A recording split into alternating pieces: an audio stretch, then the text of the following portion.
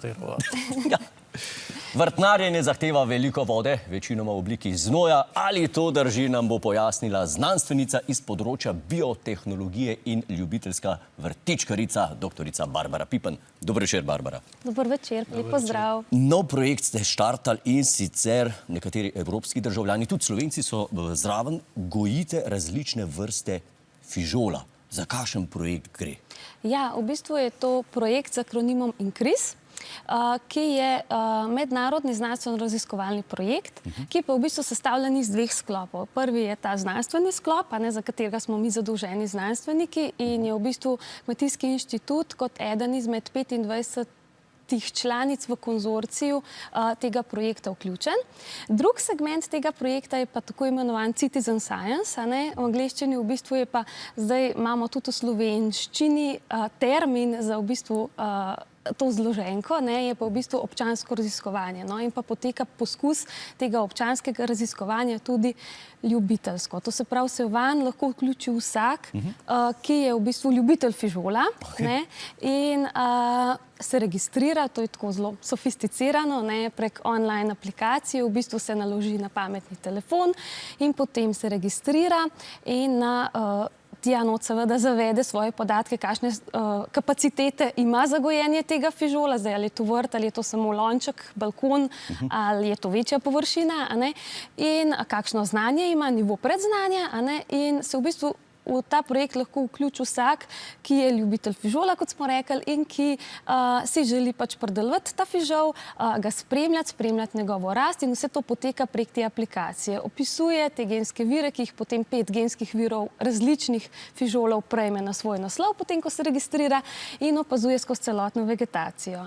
In potem to vse fotodokumentira in v bistvu je pa tako zasnovano, da v bistvu prek tega portala se vse to zbira na skupnem serverju in vsi podatki pridejo v bistvu v enaki obliki do nas. In to je zelo fino potem za statistično obdelavo in tako naprej. Sprav, to je eno tako družbeno omrežje za pridelovalce fižola, nek fižol Facebook varianta. V bistvu poteka prek aplikacije, zelo dobro organizirana zadeva. In na koncu v bistvu me je tudi ena novinarka vprašala, ko smo delali reklamo in motivirali te ljubiteljske oziroma občanske raziskovalce o tej temi, kaj pa imajo koristi od tega, ljudje, ki pač sodelujejo pri tem. Zdaj, prva stvar je, vemo, da v Sloveniji smo ljubitelji fižola, ga zelo radi pridelujemo, uživamo. In v bistvu je fino, spremljaš, gledaš te rastline, kako rastejo, jih opisuješ, fotografiraš in na koncu poješ pridelek v bistvu. In mislim, da je to en gušt, en užitek za celo družino oziroma kogarkoli, ki pač tukaj sodeluje, da potem ima to koristno. Tako, zadovoljstvo, oboje stransko. Mi pa v bistvu prek teh rezultatov pa nam pomagajo ti občanski raziskovalci v bistvu z cele Evrope.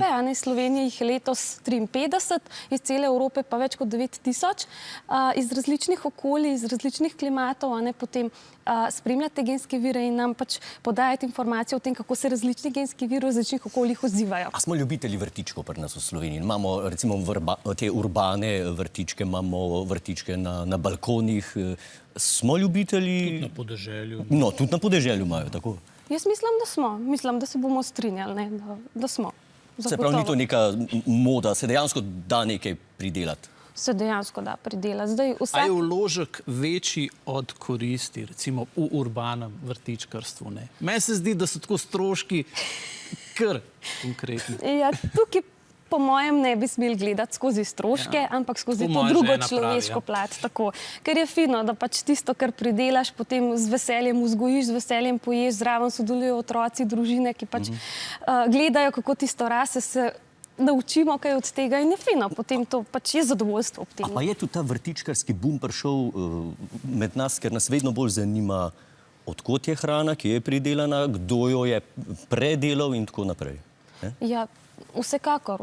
Ta sledljivost, kako pač pridemo potem do tiste skodelice, zdaj jaz sem žlahtniteljica fižola, zato pač je vse bolj obrnjeno na fižol, ampak kako prideš potem do tiste skodelice fižola ali pa svežih strokov in tako naprej. In jaz mislim, da ni lepšega, če, ne vem, kuhaš juho, da greš na vrt, otrgaš, kar potrebuješ in daš direktno v lonec. A ne. In mislim, da zaradi tega je v bistvu smo nekako zelo motivirani, da imamo svoje vrtičke, da sami pridelamo in da se to pač si treba malo Tudi korona, otroke. mislim, da dosti pomagala, da so se ljudje začeli iti vrtičkarstvo. Se strinjam. A so kakšne vrste, ki pa se jih je treba izogibati, čistko zaradi, ne vem, klimatskih sprememb in podobno?